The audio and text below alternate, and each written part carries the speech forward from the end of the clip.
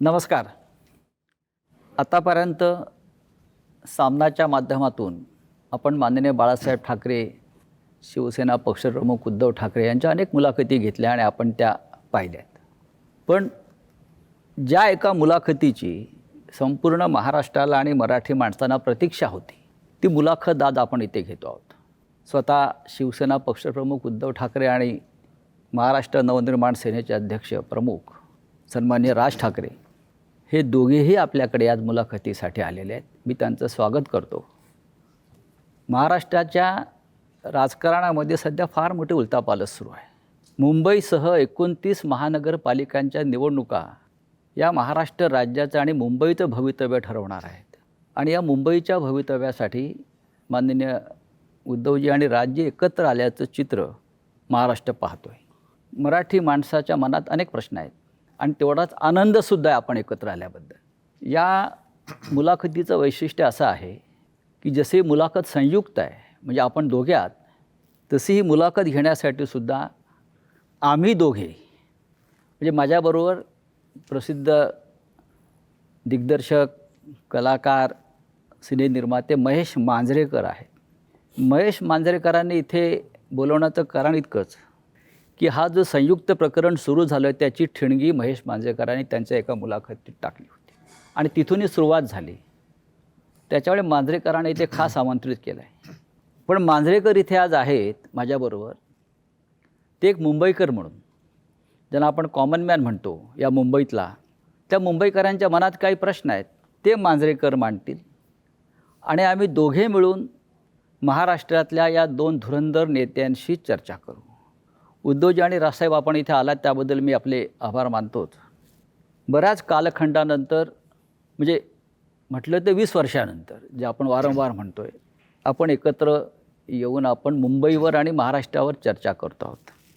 महाराष्ट्र या क्षणाची वाट पाहत होता आणि महाराष्ट्राच्या मनातला हा कॉमन प्रश्न आहे आणि तो दोघांनी त्याचं उत्तर दिलं पाहिजे. थोडक्यात की महाराष्ट्राला 20 वर्ष वाट का पाहावी लागली?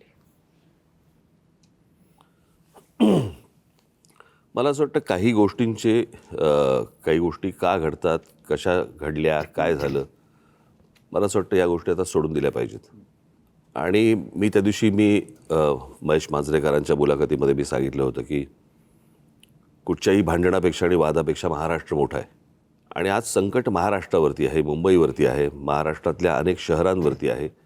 आणि जे संकट आहे हे मराठी माणसाला समजलेलं आहे की काय प्रकारचं आहे आणि काय प्रकारचं राजकारण महाराष्ट्रामध्ये सुरू आहे.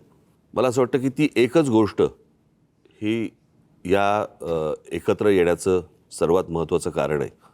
आज हा आमच्या अस्तित्वाचा विषय नाही आहे, आज हा महाराष्ट्रातल्या मराठी माणसाच्या अस्तित्वाचा विषय आहे. या विषयात अनेक वर्ष मी बोलतो आहे, उद्धवही बोलतो आहे या सगळ्या गोष्टींमध्ये. परंतु आज अशा एका वळणावरती ही निवडणूक आणि महाराष्ट्र येऊन उभा आहे की ज्याला आपण अभी नहीं तो कभी नहीं हे जे आपण नेहमी म्हणतो, तर ही परिस्थिती आज मुंबईवरती येऊन ठेपलेली आहे, ठाण्यावरती येऊन ठेपलेली आहे. खरं तर बघायला गेलं तर MMR रिजनवरती येऊन ठेपलेली आहे. MMR रिजन मी मुद्दामून बोलतो आहे. आणि त्या सगळ्या गोष्टींसाठी म्हणून आज आम्ही एकत्र येणं गरजेचं आहे. कारण आज नाही बरोबर आलो आणि आज या गोष्टींचा सामना नाही केला तर मला असं वाटतं महाराष्ट्र आम्हाला माफ नाही करणार. उद्धव साहेब, मला वाटतं राजसाहेबांच्याच भावना. मला असं वाटतं की राजने उत्तर जे दिले त्याच्यामध्ये एवढंच मी बोलेन, आम्ही दोन भाऊ एकत्र आलो आहे हा एक मुद्दा वेगळा आहे, भावनिक आहे. पण दोन भाऊ एकत्र येणं याचा अर्थ महाराष्ट्रातील प्रत्येक मराठी माणसाने एकत्र आलं पाहिजे. कारण महाराष्ट्र वाचवायचा असेल तर ठीक आहे, पक्ष, राजकीय मतं हे असतील, पण आपण मराठी आहोत, महाराष्ट्र आपला आहे. आणि आपण जर एकमेकांमध्ये वेगळ्या चुली मांडल्या तर महाराष्ट्र तोडणारे त्यांची पोळी भाजून जातील. पण एक प्रश्न कायम सगळ्यांच्या मनात आहे गेल्या 50-55 वर्षापासून, तो आतापर्यंत. महाराष्ट्र वाचवण्यासाठी किंवा मुंबईसह महाराष्ट्राचं रक्षण करण्यासाठी शिवसेना प्रमुखांनी शिवसेनेची स्थापना केली. आणि इतक्या वर्षानंतरसुद्धा म्हणजे संयुक्त महाराष्ट्राच्या लढ्याची उदाहरणं आपण नेहमी देतो. विशेषतः ठाकरे कुटुंब देत आलेलं आहे. मग राज्य असतील किंवा आपणही असाल की आतापर्यंत आपल्या प्रत्येक भाषणात हा विषय आला की संयुक्त महाराष्ट्र. तुम्हाला आत्ता या क्षणी संयुक्त महाराष्ट्राच्या वेळची परिस्थिती जाणवते का, की त्यावेळेला जसा मराठी माणूस मुंबईसह महाराष्ट्र राहण्यासाठी एकवटला होता, तेच वातावरण तुम्हाला आता दिसतंय का? अर्थातच दिसतं. याचं कारण तुम्ही एक गोष्ट बघितली पाहिजे याच्यातनं, की माननीय बाळासाहेबांनी या विषयावरती तर म्हणजे आपण ज्याला म्हणू आपण संयुक्त महाराष्ट्र समिती फुटली आणि त्याच्यानंतर 6-1 वर्षातच शिवसेनेची स्थापना झाली. परंतु जेवढे लोंढे किंवा जेवढे लोक आज महाराष्ट्रामध्ये येत आहेत, म्हणजे जर समजा तुम्ही आत्ता जर समजा तुम्ही बघितलं तर जवळपास रोज उत्तरेतनं 56 ट्रेन्स ह्या महाराष्ट्रामध्ये येतात रोज, आणि भरून येत आहेत आणि रिकामे जात आहेत. आज जर समजा तुम्ही ठाणे जिल्हा, एक जिल्हा जर समजा पाहिलात, बरोबर आहे, ठाणे जिल्हा हा मला असं वाटतं जगामधला एकमेव जिल्हा आहे की जिकडे ठाणे, नवी मुंबई, कल्याण डोंबिवली, भिवंडी, वसई, मी आता पालघर वेगळा पकडत नाही आहे, तो आपण एकच होता, तो आत्ता वेगळा झाला, परंतु पालघरमध्ये वसई, त्याच्यानंतर मीरा भाईंदर, त्याच्यानंतर म्हणजे वसई विरार आली, त्याच्यानंतर तुमची नवी मुंबई, अशा जवळपास 8-9 महानगरपालिका आहेत. आपण नीट जर समजा पाहिलं तर ह्याची सुरुवात, सगळ्या गोष्टींची सुरुवात होते ग्रामपंचायत, नगरपंचायत, जिल्हा परिषदा वगैरे, नगरपालिका, महानगरपालिका, आणि ह्या सगळ्या ज्या होतात महानगरपालिका, ह्या लोकसंख्येनुसार ह्या गोष्टी वाढत जातात. जर एखाद्या जिल्ह्यामध्ये जर समजा 8-9 महानगरपालिका जर समजा असतील, आज मुंबईमध्ये किती आहेत? 1. पुण्यामध्ये किती आहेत? 2. बाकीच्या सगळ्या जिल्ह्यांमध्ये काढून बघा 1-1. ठाणे जिल्ह्यामध्ये 8-9 महानगरपालिका, याचा अर्थ बाहेरून येणाऱ्यांचे प्रमाण आणि तेच प्रमाण मुंबईमध्ये वाढणं, नुसतंच मुंबईमध्ये प्रमाण वाढणं नव्हे, ज्या प्रकारची दादागिरी, की अशा प्रकारची वाक्य कशी येऊ शकतात की मुंबईचा महापौर आम्ही उत्तर भारतीय करणार, मुंबईचा महापौर आम्ही हिंदू करणार. हे कधीपासून सुरू झालं? मी गेले अनेक वर्ष ही गोष्ट सांगतोय की माणसं नुसती येत नाही आहेत, हे फक्त रोजीरोटीसाठी येत नाही आहेत, हे आपापले मतदारसंघ बनवत आहेत, आणि तेच चित्र आत्ता दिसतंय. आणि जी जुनी जखम जी आहे ना, जुन्या ज्या गोष्टी आहेत ना, की मुंबई महाराष्ट्रापासून स्वतंत्र करणं, वेगळी करणं, हे जे जुनं स्वप्न आहे ते कसं पूर्ण करता येईल याच्यासाठीची ही सगळी खटाटोप या लोकांचा चालू आहे. आणि मला असं वाटतं ते वातावरण जे संयुक्त महाराष्ट्राच्या वेळेला होतं, की जी मुंबई वेगळी करणं किंवा स्वतंत्र करणं किंवा गुजरातने मागणं, तेच वातावरण मला असं वाटतं आज आहे. आणि आज अशी परिस्थिती आहे, केंद्रात ते आहेत ज्यांची इच्छा आहे, राज्यात ते आहेत, आणि महानगरपालिकांमध्ये पण जर उद्या ते आले तर मला असं वाटतं आपण त्याच्यानंतर मराठी माणूस काहीच करू शकणार नाही. आणि ह्या सगळ्या गोष्टीकडे हतबलतेने पाहणं, हे मला असं वाटतं हे काही आमच्याकडनं होणार नाही, आणि म्हणून आम्ही एकत्र आलो. उद्धव साहेब, राजसाहेब जे म्हणतात त्या 100% तथ्य आणि सत्य आहे. पण मराठी माणूस जेव्हा जेव्हा भडकला, पेटला, तेव्हा महाराष्ट्रामध्ये परिवर्तन झालेलं आहे अनेकदा. मग सत्ता परिवर्तन असेल, सामाजिक परिवर्तन असेल, पण आजही त्या पद्धतीनं तुम्हाला मराठी माणूस पेटलेला दिसतोय का? एक लक्षात घ्या की मराठी माणूस पेटला तेव्हा संयुक्त महाराष्ट्र झाला. मुंबई महाराष्ट्राला मराठी माणसाने मिळून दिली. मधला जो काळ होता 60 ते 66, जर माझा आवाज 60 ते 66, याच्यामध्ये आत्ता जी राजनी सांगितली ती परिस्थिती निर्माण झालेली. मराठी माणूस खचून गेला होता, आत्मविश्वास गमावला होता, आणि त्याच्यात एक ताकद, चैतन्य निर्माण करण्यासाठी शिवसेनेची स्थापना झाली. इतके वर्ष व्यवस्थित चाललं. आपल्याला सगळ्यांना असं वाटलं की आता हे काय पुढे कोण हिंमत करणार नाही. मात्र शिवसेना ज्या पद्धतीने त्यांनी फोडली, राजकारणामध्ये पक्षांतर होतात, इथली लोक तिकडे जातात, पण पक्ष संपवणं, पक्षाचं चिन्ह काढून घेणं, त्याची मान्यता जवळपास रद्द करणं, म्हणजे त्याचं अस्तित्व नष्ट करणं, जी मराठी माणसाची ताकद आहे ती तोडून फोडून टाकणं, हे काय दर्शवतं? म्हणजे ठीक आहे ना, मी मागे पण म्हटलं की युत्या होतात, आघाड्या होतात, आघाड्या तुटतात, युत्या तुटतात, पुन्हा मग ते पक्ष एकत्र येऊ शकतात, पण पक्ष संपवत आहे हा कोणता प्रश्न? पण त्यावेळेला सुद्धा राजसाहेब त्यावेळेला सुद्धा संयुक्त महाराष्ट्राची लढाई ही महाराष्ट्रातल्या मराठी माणसाविरुद्धच होती. राज्यकर्ते मराठीच होते आणि आताही राज्यकर्ते मराठीच आहेत. म्हणजे मराठी विरुद्ध मराठी. पण त्यांचे मालक जे आहेत त्यांच्याकडे ते नोकरी करतात. यातलं सांगू का, हे सगळे ससाणे आहेत. मालकाच्या हातावरती बसून पक्षी मारून आणणं हे ससाण्याचं काम असतं. इथे मालकाच्या हातावरती बसून आपलीच माणसं फोडणं हे आत्ताच्या लोकांचं काम आहे. म्हणजे स्वकीयांचा घात करणं हे फक्त पक्षांमध्ये नसून राजकीय पक्षांमध्ये पण तेच चालू आहे. आणि तीच कृती आत्ता सगळी सुरू आहे. आपल्याच लोकांकडनं ह्या गोष्टी करवून घ्यायच्या. कसं आहे, मराठी म्हणून तुम्ही एकत्र आलाच नाही पाहिजेत. आणि याच्यासाठी म्हणून मग जातीजातींमध्ये भेद निर्माण करणं, जाती एकमेकांच्या अंगावर ढकलणं, एकमेकांच्या उरावरती बसवणं आणि त्याच्यातनं भांडणं, वाद, मारामाऱ्या ह्या सगळ्या गोष्टी करवून त्यांना महाराष्ट्र हा एकत्र मराठी म्हणून असता कामा नये, याच्यासाठीचं हे सगळं अख्खं राजकारण त्यांचं सुरू आहे. आपण एकत्र आलेला आहात, महाराष्ट्राला आनंद झाला, मराठी माणूस एकवटला. पण भारतीय जनता पक्षाचे सध्याचे मुख्यमंत्री देवेंद्र फडणवीस म्हणतात आपल्या युतीविषयी, ही करप्शन आणि कन्फ्युजनची युती आहे. यांचा सगळ्यांचा डोलारा जो आहे ना, या सगळ्यांचा डोलारा हा नरेंद्र मोदींवरती अवलंबून आहे. बरं का, ही बसवलेली माणसं आहेत सगळी. ह्यातला बसलेला माणूस कोणीच नाही आहे.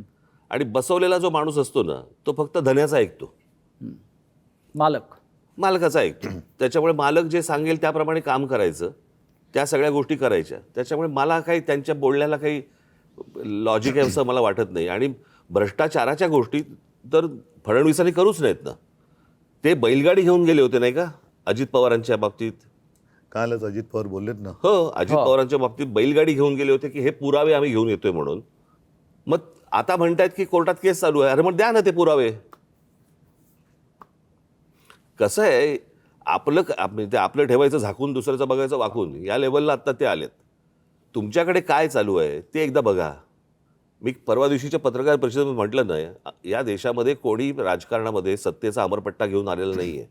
सत्ता बदलत असतात, काळ ह्या सगळ्या गोष्टी बघत असतो. उद्या ज्या दिवशी हे बदलेल. तुम्ही टार्गेट आहात, मुख्य लक्ष तुमच्यावर आणि तुम्ही टार्गेट आहात. कशावरती? म्हणजे ही चाटम मंडळी जी आहेत भाजपमधली, ज्यांना तुम्ही चाटम म्हणता, ते तुमच्या प्रश्नामध्येच उत्तर आलं ना. तर जसं कन्फ्यूज आणि करप्शनची युती म्हटलं आहे. नाही, करप्शन त्यांचं म्हणणं की अनेक वर्ष आपली सत्ता आहे आणि त्याच्यामध्ये सहभागी होते. होय.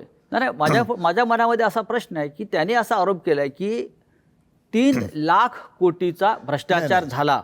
महापालिकेत एवढे पैसे असतात? नाही, मी सांगतो. आणि जर एवढे पैसे असतील तर मग हे आमदार 50-50 कोटीला का पळून गेले? हे मला एकच मिनिटं. पहिली गोष्ट म्हणजे मला ना त्या गोष्टीबद्दल एक जरा बोलायचं आहे की तो जो एक चालू होतं ना 50 खोके 50 खोके 50 खोके, मला असं वाटतं लोकांना नीट समजून सांगणं आवश्यक आहे. हे 50 खोके 50 खोके हा विनोदाचा भाग नाही. 50 खोके म्हणजे 50 कोटी रुपये झाले. 50 कोटी. 40 आमदार म्हणजे 2000 कोटी रुपये झाले.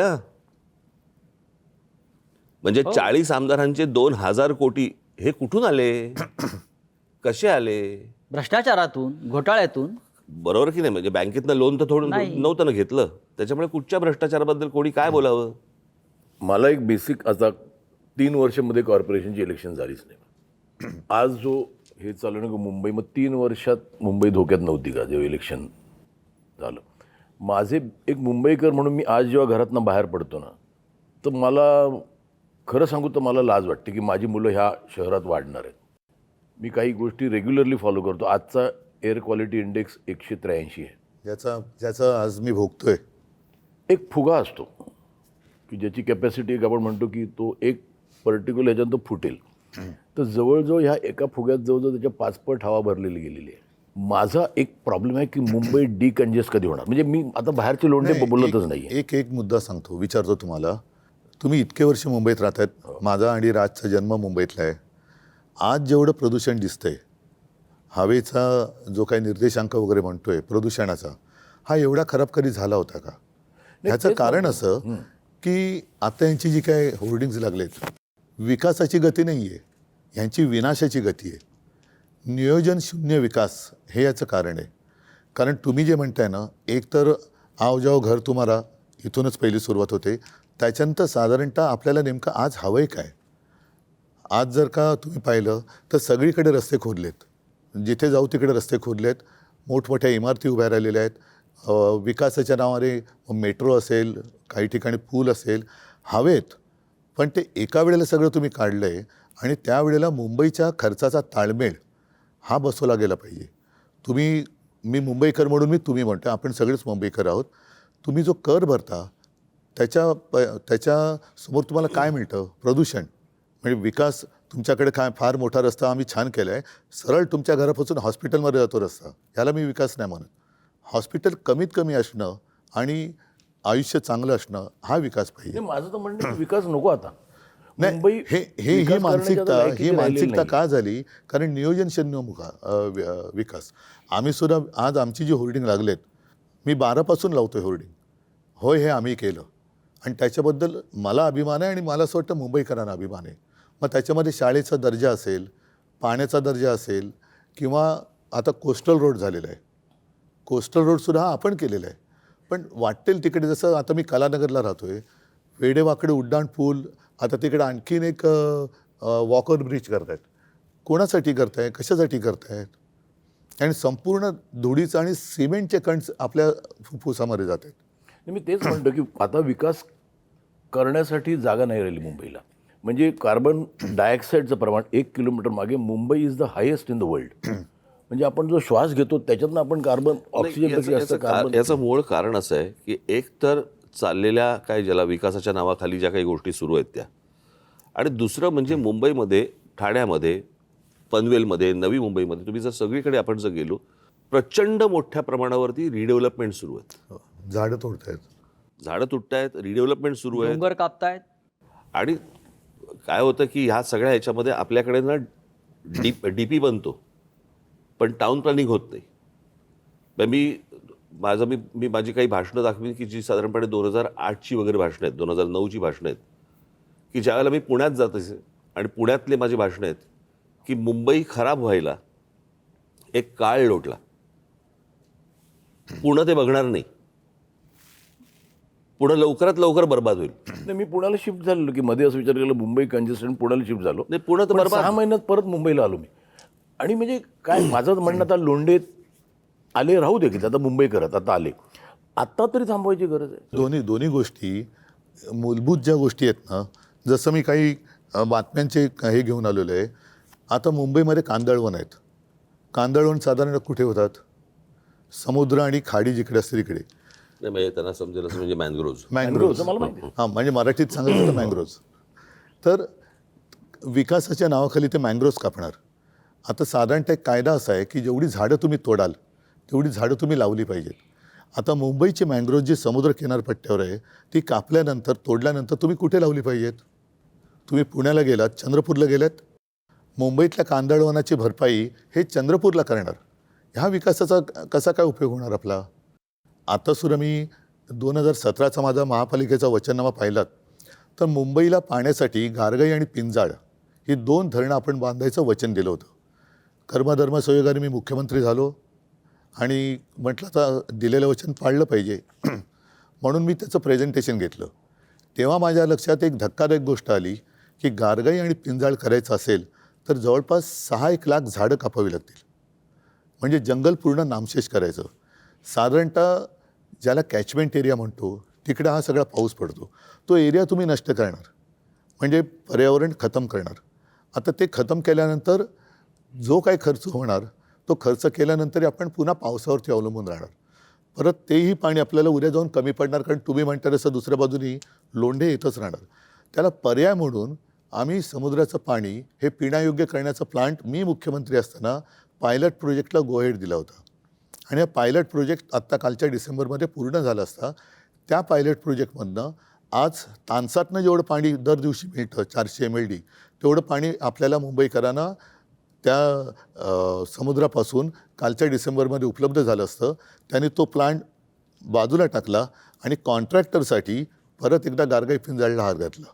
आरेच्या जंगलाला मी संरक्षण दिलं होतं मेट्रोच्यासाठी. अरे मी पण केलं ना, मेट्रोचं लोकार्पण मी पण केलं, मेट्रो 2चं.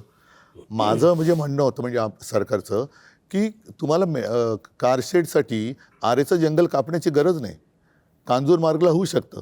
आता याने काय केलं, हट्टापायी आरेचं जंगल मारलंच प्लस कांजूर मारला करतात. कशासाठी करता हे? उद्धव साहेब म्हणजे दोन्हीकडे नाही, नाही, माझं कॉन्ट्रॅक्टर माझा प्रश्न हा आहे की इथे मुंबईत राहणारा सफर करून करतोय तो आपण- मिडल क्लास, नाही मिडल क्लास करतो. आज ज्या बिल्डिंग होतात तिकडे 24 तास पाणी असतं. आज माझे छोटे मिडल क्लास जिथे राहतात नक्कीच. त्यांना 2 तास सकाळी पाणी, 3 तास सकाळी पाणी. तो जो एक भाग आहे ना की किती क्राऊड का मुंबईत. बरं आज मला बाहेर पडलो तर जिथे मला 10 मिनटं लागत होती तिथे आज मला 1 तास लागतो. तर डिकन्जेस्ट करणं माझं असं म्हणणं आहे की लोकांना तर सांगा की मुंबई आहेत ते राहू दे की. म्हणजे मी म्हणतो आले ते आले, आता समजा ते मुंबईकरच झाले, पण आहेत त्यांना एक समजायला पाहिजे की आता जागा नाही. 51 लाख गाड्या आहेत मी एक सांगतो तुला मुंबईत. काय आहे, मला असं वाटतं की ह्या काही गोष्टींकडे राजकीय पक्ष म्हणून न बघता मला असं वाटतं राज्य म्हणून पाहणं गरजेचं आहे. काय आहे, 4 प्रकारच्या जागा असतात. एक केंद्र सरकारची जागा असते, एक राज्य सरकारची जागा असते, एक महानगरपालिकेची जागा असते आणि एक खाजगी जागा असते. बरोबर. आता गोदरेजची खाजगी जागा आहे, तिकडे तुम्हाला एकही झोपडी मिळणार नाही. पण केंद्र सरकारच्या, राज्य सरकारच्या आणि महानगरपालिकांच्या, बरोबर, या ज्या सगळ्या जागा आहेत याला आईबापच नाही. म्हणजे आज कित्येक वेळेला अशा अनधिकृत गोष्टी ह्या पाडल्या गेल्या आणि नंतर तिकडचे कोणीतरी अधिकारी त्यांना त्याच्यावरती ज्या प्रकारचा ज्याला वचक पाहिजे तो वचक मला असं वाटतं की येणं गरजेचं आहे. तो कोणी म्हणजे तो उद्या आम्ही आणू, उद्या कोणी राज्यातली लोक असतील त्यांनी आणावा, उद्या राज्यात आम्ही आलो तर आम्ही आणू. पण मला असं वाटतं की तुम्ही जे बोलताय ते अत्यंत योग्य आहे की जागा संपलेली आहे. बरोबर. आता साधी गोष्ट आपण समजा प्रदूषणाची गोष्ट बोललो, प्रदूषणाची, तर मुंबईमध्ये हीच हालत आहे, मला मान्य. परंतु आज दिल्लीमधली हालत काय, तिकडे 200च्या वर आहे इक्वालिटी. बरोबर की नाही. आणि आज दिल्लीमध्ये जर समजा आपण बघितलं तर केंद्र आणि राज्य अशा दोन्ही गोष्टी तिकडे आहेत. राजसाहेब तुम्ही एक फार नाही, महत्वाचा मुळामध्ये- मुद्दा आता मांडला. नाही, मुळामध्ये राज्यकर्त्याचं प्रेम हे राज्यावरती असायला पाहिजे, सत्तेवरती असतं का म्हणे. सत्तेसाठी वाटेल ते करायचं आणि बट्ट्याबोळ झाला की हात वर करायचे. आता तुम्ही मला सांगा, मुंबईमध्ये आपण राहणार आहोत. दुर्दैवाने मी असं म्हणेन की आजचे राज्यकर्ते हे मुंबईकर नाही आहेत. जरी मराठी आहेत, महाराष्ट्रातले असले तरी त्यांना मुंबईकरांसाठी किंवा त्यांच्या शहरांसाठी काही पडले का, त्यांच्या नागरिकांसाठी? इथे ते फक्त कॉन्ट्रॅक्टरसाठी काम करतात. इथे 2 महत्त्वाचे प्रश्न उपस्थित झालेले आहेत. एक तर आता राजसाहेबांनी जो मुद्दा सांगितला, जमीन केंद्र सरकारची आहे, राज्य सरकारची आहे, खाजगी आहे. पण आज मुंबईसह महाराष्ट्रातल्या जमिनींचा मालक मोदींचा लाडका उद्योगपती झालेला आहे. एकेकाळी आपल्या महाराष्ट्रात देशामध्ये विनोबा भावेंनी घोषणा दिली होती सब भूमी गोपाल की. आज सब भूमी अदानी की. मुंबई वाचवायची असेल तर हे जे आपल्या मुंबईच्या मोक्याच्या जमिनी गिळंकृत करण्याचे जे काम चालू आहे, जे आपल्या जाहीरनाम्यातसुद्धा आहे, वचननाम्यातसुद्धा तो आपण मुद्दा घेतला आहे, हे आपण कसं करणार? मुंबई वाचवायची असेल तर आधी आपल्या महत्त्वाच्या मोक्याच्या जमिनी, धारावीसह मिठागर असतील, टोल नाके असतील, हे आज एका उद्योगपतीच्या नाही, घशात घालण्याचं काम केलेलं आहे. नाही, आज त्यांना अडवणारं कुठे प्रशासनमध्ये नाहीच आहे ना. केंद्रातनं ऑर्डर आली, जसं मगाशी राज म्हणाला, हे ससाणे बसलेले आहेत, ते जागा दाखवतात आणि ते जागा घेऊन त्या याच्या घशात घालतात अदानीच्या. मूळ महापालिका आता एक शेवटचं ठिकाण राहिलेलं आहे की जिकडे ठामपणाने त्यांना नाही सांगणार कोणतरी नाही, पाहिजे. माझा तोच मुद्दा आहे की आपण जे म्हणतो की ह्या महापालिकेवरती भगवा फडकला पाहिजे किंवा मराठी माणसाची ताकद इथे आली पाहिजे, म्हणजे सत्ता आली पाहिजे. ही सत्ता आल्यावरती प्रश्न संपतील का? जे प्रश्नासाठी आपण आता उभे आहोत, मी तुम्हाला आपण एकत्र आलेला मी एक गोष्ट सांगतो. आणि सगळ्यात मोठं संकट हे गौतम अडाणी मुंबई गिळतोय भाजपच्या माध्यमातून. मी याच्याबद्दल एक गोष्ट बोलतो. हा, मला असं वाटतं की मुंबई महानगरपालिका याची मुदत संपली 2022ला आणि 2022लाच मला असं वाटतं उद्धव सरकार गेलं. बरोबर. त्याच्या आधी महापालिका विसर्जित झाली होती. आधी म्हणजे कधी मग 21ला 6 महिन्या अगोदर. एक त्या माझं जूनमध्ये सरकार पाडलं, मला वाटतं मार्च 4-5 महिने अगोदर. बरोबर. तेव्हा मुदत संपली. 22 त्याच्यानंतर 25 पर्यंत, 4 वर्ष झाली आता. या 25 पर्यंत, आज 26 कधी 26ला आज जानेवारीमध्ये निवडणूक होते. इतकी वर्ष का गेली? मी माझ्या पुढच्या काही भाषणांमधनं किंवा माझ्या काही इंटरव्ह्यूमधनं मी ते तुम्हाला नीट सांगणार आहे की ह्याचं काय प्लॅनिंग चालू होतं आणि 24 ते 25 मध्ये काय झालं. एका वर्षात काय झालं हे मी तुमच्यासमोर आणणार आहे. मी आत्ता नाही बोलत या विषयात, परंतु हे काय प्रकारचं प्लॅनिंग आणि कशासाठी ह्या निवडणुका पुढे ढकलत आज 26पर्यंत आल्यात ते मी तुम्हाला सांगणार आहे नंतर. ही माणसं जी आहेत ना, ही म्हणून मगाशी मी म्हटलं नाही, ही बसवलेली माणसं आहेत. आणि तू म्हणतोस की हे जागा दाखवतात, हे जागा नाही दाखवत. ते जागा पाहतात, हा, तेच ह्यांच्याकडे ते. सह्यांसाठी फक्त फायली येतात की ह्याच्यावर सही कर.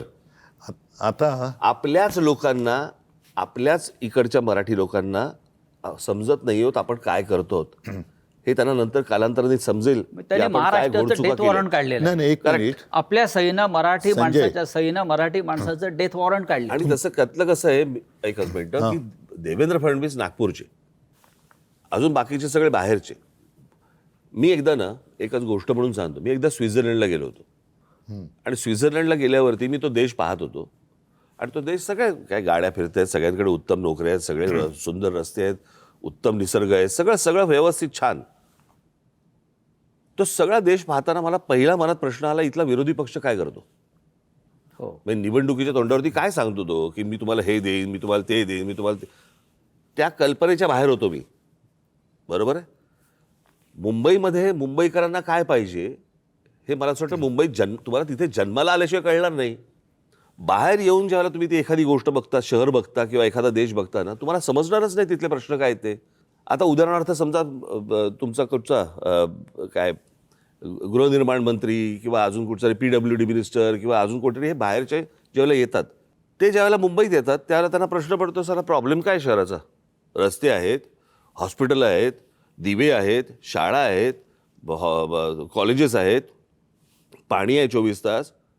इथले प्रॉब्लेम काय आहेत. कारण तो कंपॅरिझन करतोय त्याच्या रस्त्यांशी, त्याच्याकडच्या लोडशेडिंगशी, त्याच्याकडच्या सगळ्या गोष्टींशी. त्याच्यामुळे हे सगळे प्रॉब्लेम होतात. तुमची मानसिकता कशी आहे.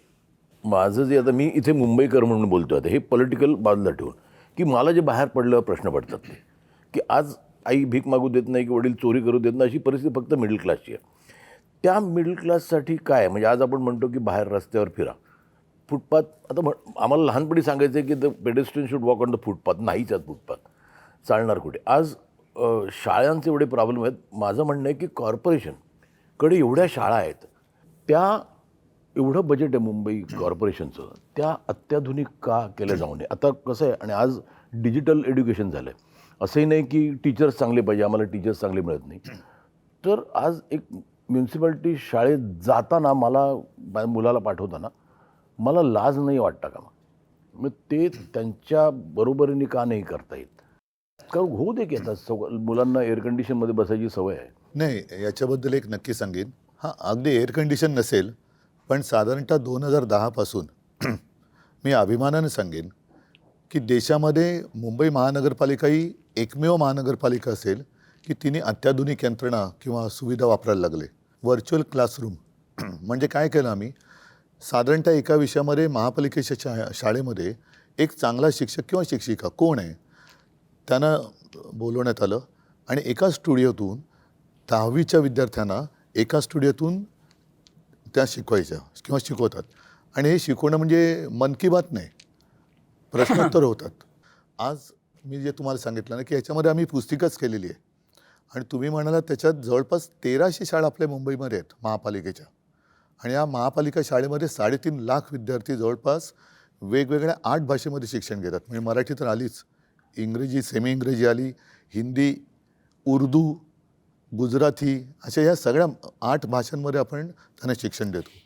आणि ही साधारणतः 2010 साली सिस्टीम सुरू केल्यानंतर 2014-15च्या सुमारास आम्ही 8वी ते 10वी म्हणजे जे शिवसेना प्रमुखांचं एक स्वप्न होतं की विद्यार्थ्यांच्या पाठीवरती किती ओझं आहे, तर तो अभ्यासक्रम आम्ही सिम किंवा सिममध्ये आणला. एक सिम कार्ड असतं ना फोनवर टाकायचं आणि ते टॅबमध्ये टाकून द्यायला लागलो. त्याच्यामध्ये बऱ्याचशा गोष्टी ह्या ॲनिमेटेड होत्या, म्हणजे मुलांना पटकन समजायचं की काय काय. एखादी गोष्ट आपण दाखवू शकत नाही की समजा एखाद्या ग्रहाला इतके चंद्र आहेत, त्या चंद्रावरती वातावरण कसं असेल, अशा काही गोष्टी आपण प्रत्यक्षात दाखवू शकत नाही. त्याचं ॲनिमेशन करून ते त्याच्यात टाकण्यात आलं. त्याचा परिणाम असा झाला की महानगरपालिकांच्या शाळांचा रिझल्ट हा जवळपास 100%च्या जवळ आला. आणि आता तुम्ही जे म्हणताय ना, पहिल्या प्रथम महापालिकांच्या शाळांमध्ये ॲडमिशन पाहिजे म्हणून चिठ्ठ्या मागायला लोक यायला लागले आणि ॲडमिशनसाठी लोकांच्या रांगा लागायला लागल्या. बऱ्याचशा मी बघितले म्युनिसिपल स्कूल्स बंद होऊन तिकडे काहीतरी वेगळं करायचं होतं ते. नाही, त्याही शाळांबद्दल आता या गेल्या 4 वर्ष त्या तक्रारी वाढल्यात. पण अगदी SSC तर आहे, CBSE, ICSE वगैरे या सगळे अभ्यासक्रम आपण त्या शाळांमध्ये आणले. आता गेल्या 4 वर्षात काय झालं आहे? माझ्या माहितीप्रमाणे उद्धव साहेब, मुंबईत ते लोन आलं काय माहीत नाही, पण विदर्भातल्या काही सरकारी शाळा गौतम अडाणींना दिलेल्या आहेत. चंद्रपूर, गडचिरोली. नाही, का तसं म्हणजे आपलं महाराष्ट्राचं शिक्षण खाते इतकं सक्षम नाही. नाही, आपण मुंबईपुरतं बोलताना नाही सांगतो ना, हां, ह्या सगळ्या गोष्टी गेल्या मी तर म्हणेन 4 वर्षात जास्त प्राधान्याने देण्याचं हे ठरवण्यात आलं. म्हणजे चंद्रपूरमध्ये एक शाळा दिली त्यांना. एक दिली, आता एक वरून पुढे जातील ना ते. ही आता सुरुवात मुंबई महापालिकेमध्ये सुद्धा जर त्यांचं येणार नाही म्हणा सत्ता, पण हे मग सगळं त्यांचं खाजगीकरण करतील. हॉस्पिटलचं खाजगीकरण करतात, ते आपण रोखलेलं आहे. उद्धव साहेब, दुसरा एक महत्त्वाचा विषय सातत्यानं इथे मी तुमच्याशी चर्चा करतानाही मी किंवा राजसाहेबसुद्धा आहेत. सध्या धुरंधरचा माहोल आहे. लोक धुरंधरवर या सिनेमावर चर्चा करतात, त्यातल्या एकंदरीत वातावरणावर चर्चा करतायत. मग मुंबईत रेहमान डकेत कोण आहे किंवा धुरंधर कोण आहे? आपण दोघे या राज्याच्या राजकारणातले धुरंधर आहात. पाब्लो एस्कोबार पण शोधला पाहिजे. हा, शोधला पाहिजे. मी तुम्हाला तेच सांगतोय की आज मुंबई, ठाणे, नाशिक सारख्या शहरामध्ये अंमली पदार्थ म्हणजे ड्रग्स, विविध प्रकारचं ड्रग्स सहज उपलब्ध आहे. ठाण्यामध्ये परवा 5.5 कोटीचं मॅन्ड्रेक्स पकडलं ठाण्यात. साताऱ्यामध्ये ड्रगची फॅक्टरी डेप्युटी CMच्या दारात पकडली. मुंबईमध्ये काल 2.25 कोटीचं ड्रग्स पकडलं. हे चित्र या महाराष्ट्रात यापूर्वी कधीच नव्हतं. आणि हे सगळं ड्रग्स गुजरातच्या मार्गे, मुंद्रा पोर्ट जे अडाणींचं आहे, हे चित्र तुम्हाला महानगरपालिका आहेत, प्रत्येक ठिकाणी महानगरपालिका आहे. हे चित्र गंभीर नाही का? ह्या सगळ्या गोष्टींच्या महानगरपालिकांशी संबंध काही नाही. पहिली एक गोष्ट लक्षात घेतली पाहिजे आपण. याला केंद्र आणि राज्य, म्हणजे या ज्या प्रकारच्या ड्रग्सच्या विरोधातल्या ज्या धाडी या गेल्या 10 वर्षामध्ये बंद झाल्यात आणि साधारणपणे शाळांपर्यंत हा प्रकार आता मुलांपर्यंत यायला लागलेला आहे. शाळेच्या बाहेरच्या पानटपरीवर ड्रग्स मिळत आहे. आणि आपण जर समजा आपण त्याच्या सगळ्या गोष्टींचं जर नीट त्याचं ॲनालिसिस केलं तर राजकारणामध्ये वाढलेला पैसा आणि रस्त्यावरती आलेला ड्रग्स याचा एकमेकांशी काय संबंध आहे तो पण मला असं वाटतं जुळून पाहायला पाहिजे. कारण एवढा राजकारणामध्ये ज्या प्रकारच्या निवडणुकांवरचा खर्च आणि सगळ्याच गोष्टी ज्या प्रकारे होत आहेत आणि ज्या प्रकारे ड्रग्ज रस्त्यावरती येतात आणि त्याच्यावरती कोण हे व्यवहार करतं, ह्याच्यावरती कुठच्याही प्रकारच्या धाडी किंवा त्याच्यावरती कुठचीही बंधनं येत नाही आहेत, हे काय आहे हे मला असं वाटतं केंद्र आणि राज्य सरकारला विचारणं गरजेचं आहे. नाही, उठसूट मुख्यमंत्री सगळ्यांना क्लीन चिट देत सुटलेत. साताऱ्यामध्ये एवढी कारवाई झाल्यानंतर निदान ती फॅक्टरी आहे तरी कोणाची हे तर सांगा. तिथे क्लीन चिट दिली ना. तिकडे पण म्हणजे त्यांच्यावरती जे आमच्यावरती आरोप करतायत ते ठीक आहे, तेवढंच त्यांना करता येतं. पण त्यांच्या बुडाशी काय जळतंय ते कधीतरी बघा ना. ते बूड जळून खाक झाल्यानंतर बघून काय उपयोग आहे? म्हणजे असे कोण त्याच्यातले इन्व्हॉल्व असणारी लोक त्यांच्या आजूबाजूला अंगत पंगत करत बसलेत का? महानगरपालिका जरी असल्या तरी आपण पाहतोय की राजकारणाचं ज्या पद्धतीनं गुन्हेगारीकरण झालेलं आहे खुल्याम. यांचं मुळामध्ये गुन्हेगारीकरणपेक्षा मला त्याचं मी चांगला शब्द म्हणजे विद्रुपीकरण झालं आहे. म्हणजे मी मगाशी धुरंधरचा उल्लेख केला आहे, त्याच्यामध्ये कराचीमधलं एक लॅरी शहर आहे दाखवलेलं. ज्या पद्धतीनं लॅरी शहरातल्या माफियांची मोडस ऑपरेंडी होती किंवा झालेली होती त्यावेळेला, त्याच पद्धतीनं मुंबई, ठाणे, नाशिक, पिंपरी चिंचवड या प्रमुख शहरामध्ये, नागपूर, त्याच पद्धतीनं आज तुम्ही प्रमुख शहरं घेऊच नका. हां, तुम्ही मराठवाड्यामध्ये जा, तुम्ही पश्चिम महाराष्ट्रामध्ये जा, तुम्ही विदर्भामध्ये जा आणि जी छोटी जी शहरं आता जी उभी राहत आहेत ना तिकडची परिस्थिती बघा. बीड आहे. मग नाही, पण म्हणून मी मागे एकदा बोललो होतो की आपल्या देशाला पंतप्रधान पाहिजे. देशाला पंतप्रधान नाही आहे, भाजपला पंतप्रधान आहे. तसंच महाराष्ट्राला मुख्यमंत्री नाही आहे, जो आहे तो भाजपचा आहे. म्हणजे हे सगळेजण त्यांचा पक्ष आणि सत्ता एवढं सत्तांध झालेली आहेत लोक की लोक मेले तरी चालतील, नागरिक मेले तरी चालतील, त्यांची मुलं बाळं ड्रग्सच्या आहारी गेले तरी चालतील, त्याच्यात धंदे करणारे आपल्या बाजूला बसले तरी चालतील, पण आम्हाला सत्ता पाहिजे. ही जी काही वृत्ती ह्याच्यावरती आपण काय बरं. करणार? ते ठीक काय आहे, म्हणजे- आपल्याकडे कायदा सुव्यवस्थेचं खातं नाहीये, आपल्याकडे सरकार नाहीये, नाही, पण ह्याच्यासाठी- आपल्याकडे जनसंघटन आहे ना. जेव्हा ह्याच्यासाठी शेवटी काय आहे, जसं राज म्हणाल तसं की सत्ता हातात असणं गरजेचं आहे की जिकडे आपण कायदेशीर बंधनं उद्या जाऊन तिकडे धाड टाकल्यानंतर यांचेच बगलबच्चे निघाले तर लोक आता गेल्या नगर परिषदेच्या निवडणुकीमध्ये मालवण वगैरे त्या भागात त्यांच्याच युतीतल्या मित्रपक्षाने त्यांच्या दुसऱ्या पक्षावरती धाड टाकली. काय मिळवलं? पैसे दिसले, पुढे काय झालं? Clean chit. Clean chit. उपयोग काय? म्हणजे काय होतं, या सगळ्या गोष्टींना कुठेतरी बंधनं घालण्याला सुरुवात होण्यासाठी या महानगरपालिका आत्ता या क्षणाला खूप महत्त्वाच्या आहेत आणि लोकांनी त्यांचा राग, मला असं वाटतं हा जे सगळं महाराष्ट्रात चालू आहे हा इथे व्यक्त करणं गरजेचं आहे. ही सत्ता आमच्यासाठी नको आहे, परंतु ज्या काही गोष्टी होत आहेत याच्यावरती जर बंधनं आणायची असतील, त्याला सुरुवात जर समजा करायची असेल तर मला असं वाटतं महानगरपालिका आत्ता ही गरज आहे, ज्याच्यासाठी खास करून मुंबई, ठाणा, पुणा, नाशिक, तुमचं मीरा भाईंदर असेल, कल्याण डोंबिवली असेल, इतर सगळ्या महानगरपालिका, इथे लोकांनी आत्ता राग व्यक्त करणं गरजेचं आहे. काय होतंय, लोकांकडनं जर समजा त्यांनाच मतदान होत असेल, बाकीच्या गोष्टी सोडा, ते माघारी घेऊन पैसे देऊन काहीतरी ते माघारी घ्यायला लावणं वगैरे वगैरे, पण लोकांनी जर समजा मतदानातनं राग व्यक्त नाही केला तर मला असं वाटतं की ते मग आपण म्हणतो ना नंतर की ते राजानं मारलं काय आणि पावसानं झोडलं काय, तक्रार कोणाकडे करायची? तुमच्याकडे करणार लोक तक्रार. तक्रार नुसतं म्हणजे आमच्याकडे फक्त तक्रार, मतं नाहीत असं थोडी होतं. आता उमेदवार जे माघार घेत आहेत, आता ह्याच्या पुढची परिस्थिती कदाचित अशी होईल की जसं अमेरिकेने तो व्हेनेझुएलाचा अध्यक्ष उचलून नेला, तसे आता जिल्हाध्यक्ष आणि सगळे महापौर उचलून घेऊन जातील दिल्लीला, सुरतेला. व्हेनेझुएलाचे अध्यक्ष आपले मादुरो. मंत्री नेलेच ना त्यांनी. नाही, माझं म्हणणं तेच नाही, नाही, माझं हे- म्हणजे आपले व्हेनेझुएला मंत्री जसे एक उचलून देश आहे. सुरतला नेले. व्हेनेझुएला मला एक वाटतं- देश आहे. नाही संजय, जसं आपले मंत्री यांनी उचलून सुरत आणि गुवाहाटीला नेले, ट्रम्पने तेच केलं. तेच केलंय. नाही, हे सुरुवात इथून झाली. व्हेनेझुएला देशाची लोकसंख्या सुद्धा 2,30,00,000 आहे आणि मुंबईची लोकसंख्या सुद्धा आपण मगाशी म्हणाला त्यानुसार 231 आहे. नाही, मग- आणि दोन्ही शहरांचे आणि व्हेनेझुएलाचे प्रश्न तसेच आहेत. कोणत्याही प्रकारचा विकास नाही, ड्रग्स तेवढंच आहे, गुन्हेगारी आहे. पण मग आता तिथल्या इथून कोणाला अध्यक्षाला- उचलायचं आहे? जे करतात त्यांना उचललंच पाहिजे. त्यांना जर का तुम्ही चोंबाळत बसलात केवळ सत्ता पाहिजे म्हणून, तर सत्यानाच त्यांचाही होणार आहे जे चोंबाळतात त्यांचं. नाही, माझं म्हणणं आहे की आत्ता जे म्हणजे आपण प्रत्येक वेळेला म्हणतो की मतदान हा माझा हक्क आहे. आता हे जिथे निर्विवाद आलेत, कोणीच नाही, बिनविरोध. त्यांनी कसं दाखवायचं काळं बोटावरचं? म्हणजे माझा हक्क तुम्ही हिरावून घेताय ना, माझा मतदानाचा हक्क तुम्ही हिरावून घेताय.